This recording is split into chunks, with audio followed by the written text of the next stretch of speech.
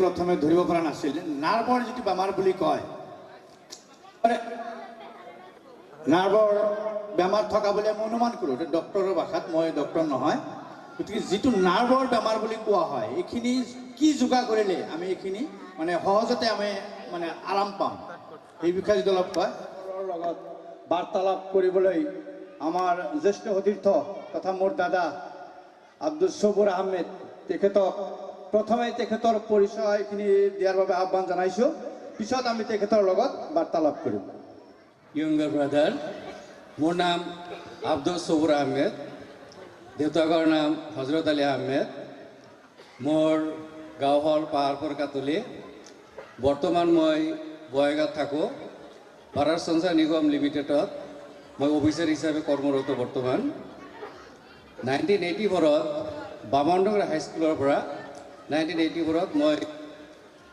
পাছ কৰিলোঁ পাছ কৰাৰ পিছত মই MC কলেজ মাধৱ চৌধুৰী কলেজত নাম লিখিলোঁ তাৰপিছত হায়াৰ ছেকেণ্ডেৰী পাছ কৰিলোঁ হায়াৰ ছেকেণ্ডেৰী পাছ যেতিয়া কৰিলোঁ মই আৰ্টছত আছিলোঁ অৱশ্যে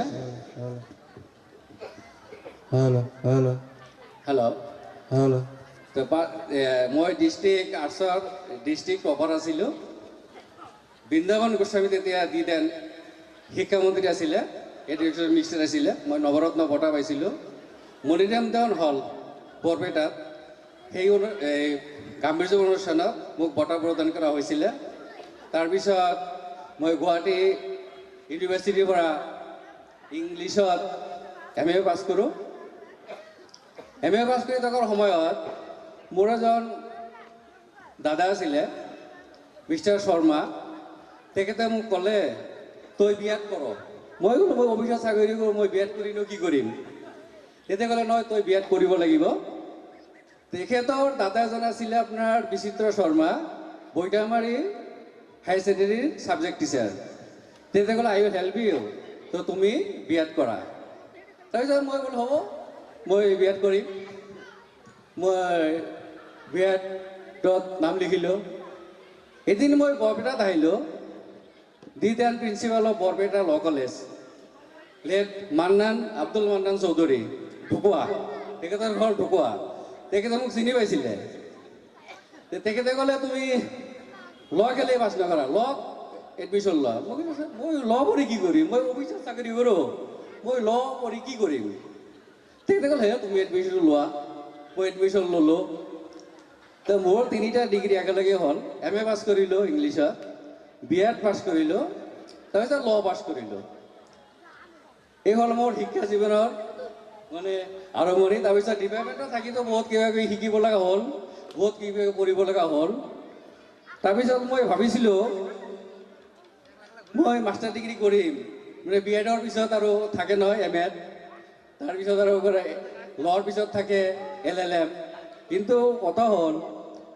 মই অফিচত যেতিয়া চাকৰি কৰিছিলোঁ তো মই LLM আৰু MA দুটাই মানে ক্লাছ কৰিব লাগিব ক্লাছ নকৰিলে পৰীক্ষা দিব নোৱাৰোঁ কিন্তু মোৰ এটা আত্মবিশ্বাস আছিল মই যদি পৰীক্ষাত বহিব পাৰোঁ এৰাতি যদি মোক সময় দিয়া হয় মই ছাবজেক্টত ভাল নম্বৰ নানিলেও মই পাছ কৰিব পাৰোঁ তো তেনেকুৱা এক্সাম্পল মোৰ লতো হৈছিলে তাৰমানে মানে মই চাকৰি অৱস্থাত ল পঢ়িছিলোঁ বা BEd পঢ়িছিলোঁ দেখা গৈছিল মই খুব কমেই পঢ়িছিলোঁ BEd পঢ়ি থাকোঁতে মোৰ কিছুমান ক্লাছমেট আছিলে দে ৱেৰ টিচাৰ্ছ আৰু BEd পঢ়িলে মানুহে ভাবে either he is a teacher or would be teacher the teacher নাইবা টিচাৰ হ'ব আৰু কি এনেকুৱা ধৰণৰ মানুহে BEd পঢ়ে সেই সময়ত পঢ়িছিলে আৰু কি হা ময়ো তেনেকৈ সেই যে ক্লাছমেটবিলাকক পালোঁ তেখেতসকলক মানে মই একচুৱেলি কি কৰিছিলোঁ তেখেতসকলৰ বহুত আছিলে এডুকেশ্যনত সিহঁতৰ মেজৰ আছিলে বা এটা ভাল ষ্টুডেণ্ট আছিলে but they R from Assamese medium they could not understand সিহঁতে বুজিব পাৰিছিল দে কুড নট ৰাইট মানে লিখিব পৰা নাছিল আৰু কি জানে বা বুজিব পৰা নাছিল তাতে এক্সপ্ৰেছ কৰিব পৰা নাছিলে আই ইউজ টু টিচ দেম সিহঁতে মোক ক'লে তুমি আমাক শিকোৱাহে তো এনেকৈ যিয়ে নহওক আৰু কি আপোনালোকৰ আশীৰ্বাদত আল্লাহৰ দোৱাত হা মই কিন্তু BEd সুখ্যাতিৰে পাছ কৰিলোঁ ল ঠিক তেনেকৈ পাছ কৰিলোঁ লত I could not get any opportunity to attend regular classes in Barpeta কাৰণ মই আছিলোঁ বঙাইগাঁৱত কৰ্মৰত আৰু মোৰ কলেজ আছিলে ল কলেজ আছিলে বৰপেটা টাউনত, তেতিয়া বঙাইগাঁৱত ল কলেজ নাছিল। তেনেকৈ মোৰ শিক্ষা তাতে সামৰিব লগা হ'ল। তাৰপিছত আপোনাৰ যিটো হয় মানুহৰ সংসাৰ হয়, বিয়া হ'ল। বিয়া হোৱাৰ পিছত তো মোৰ স্ত্ৰীকো পঢ়াব লাগিল, ৱাইফ তেতিয়া মাষ্টাৰ ডিগ্ৰী পঢ়ি আছিলে, তে খৰচ পাতিৰ কথা থাকে। আৰু আপোনালোকে সকলোৱে জানে মই সিমান মানে ধনৱান পৰিয়ালৰ পৰা উঠি অহা নহয়, একেবাৰে কৃষকৰ গৰীব পৰিয়ালৰ আছিলোঁ তেতিয়া। ধন্যবাদ দাদা। আপোনালৈ আমাৰ প্ৰশ্ন হ'ল যে আপুনি একেবাৰে ক্ষুদ্ৰ ফেমিলি, মানে আমি যাক একেবাৰে দুখীয়া ফেমিলি বুলি কওঁ, আপোনাৰ দেউতাই শিক্ষিত নহয়, আপোনাৰ মাকো শিক্ষিত নহয়, সেই ফেমিলিৰ পৰা আপুনি তেতিয়াৰ আৰ্থিক অৱস্থা একেবাৰে দুৰ্বল, যিহেতু দাদাৰ ঘৰ আৰু আমাৰ ঘৰ 100 মিটাৰ আঁতৰত। সেই অৱস্থাৰ পৰা আপুনি এই অৱস্থা পাবলৈ, আজিকালি আমাৰ সমাজত হৈছে কি, মোৰ ল'ৰাটা যদি পঢ়িছে, মোৰ দেউতাৰ পইচা নাই, মই পঢ়িব নোৱাৰোঁ। এইটো মানে আমাৰ এটা পৰম্পৰা হৈছে যে যিজনৰ দেউতাকৰ মাক বাপেকৰ পইচা আছে তেওঁ লিখা পঢ়া কৰিব পাৰে, যিজনৰ মাক বাপেকৰ পইচা নাই তেওঁ লিখা পঢ়া কৰিব নোৱাৰে। এই বিষয়ে আপুনি যে একেবাৰে ক্ষুদ্ৰ এটা পৰিয়ালৰ পৰা আজি দুবে বহু দূৰ আগুৱাই গ'ল, এই বিষয়ে অলপ ক'লে আমি সুখী হ'ম। কথা হ'ল কি, ছাকচেছ ছাকচেছৰ কোনো শ্বৰ্টকাট নাই। ছাকচেছ হ'লে আপুনি ষ্ট্ৰাগল কৰিব লাগিব। আমি কেইটামান কথা মনত ৰখা উচিত। আমি জানিম যে life is not bed of roses, হা। আৰু লাইফ আমি আগতে পঢ়িছিলোঁ, এ life without struggle is not a life. লাইফত ষ্ট্ৰাগল কৰিব লাগিব। আপুনি যিটো কথা কৈছে ইকনমিক চাৰ্কামষ্টেঞ্চেছ, সেইটো থাকে, মানুহৰ অভাৱ থাকে। মই কওঁ মোৰ স্বনামধন্য পিতৃসকলৰ কথা কওঁ। মোৰ মা আছিল illiterate. She could not even write ABCD or অ আ মোৰ মায়ে জনা নাছিলে। But she had a great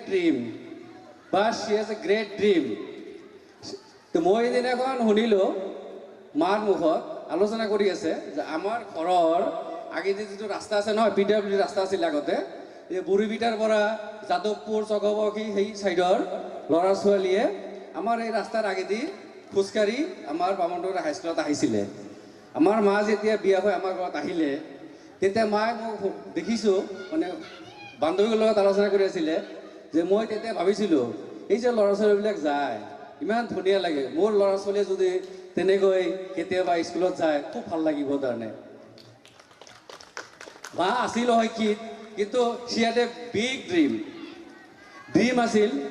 তাই শিক্ষিত নাছিল, কিন্তু তেখেতে শিক্ষাৰ প্ৰতি খুব ধাউতি আছিলে। কাৰণে যিয়ে নহওক বহুত কষ্ট কৰি মোক পঢ়ুৱাইছিলে বা তত্ত্বাৱধানে লৈছিলে।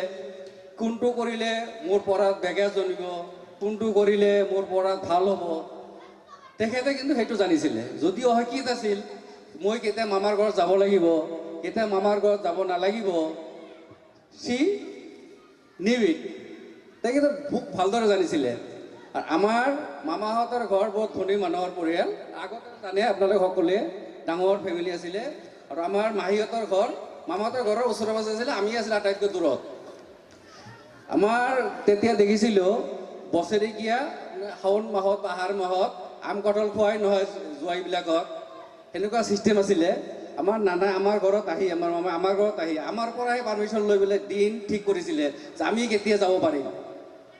ঠিক চিমিলাৰলি এই যে ঠাণ্ডাৰ দিনত, এই ঠাণ্ডাত আপোনালোকে গাখীৰ পিঠা খাইছেনে সকলোৱে? এতিয়া আছেনে নাই এই ছিষ্টেমটো গাখীৰ পিঠা খোৱাৰ? এই গাখীৰ পিঠা খুৱাইছিল তেতিয়া গোটেই অংগী বংগী ল'ৰা ছোৱালীয়ে নাতি নাতিক মাতি পেলাই। তেতিয়াও আমাৰ মামাহঁতে আমাৰ ফালৰ পৰাহে ডেটটো লৈছিলে। ইমানখিনি সজাগ আছিলে মোৰ মা। যদিও শিক্ষিত আছিল, কিন্তু শিক্ষাৰ কি কৰিব লাগিব, কি কৰিলে ল'ৰা ছোৱালীবিলাকৰ সুবিধা হ'ব, কি কৰিলে পঢ়াত বেগা জন্মিব, তেখেতে জানিছিলে। এইটো কৈছোঁ মই মোৰ মা দেউতাৰ কথা।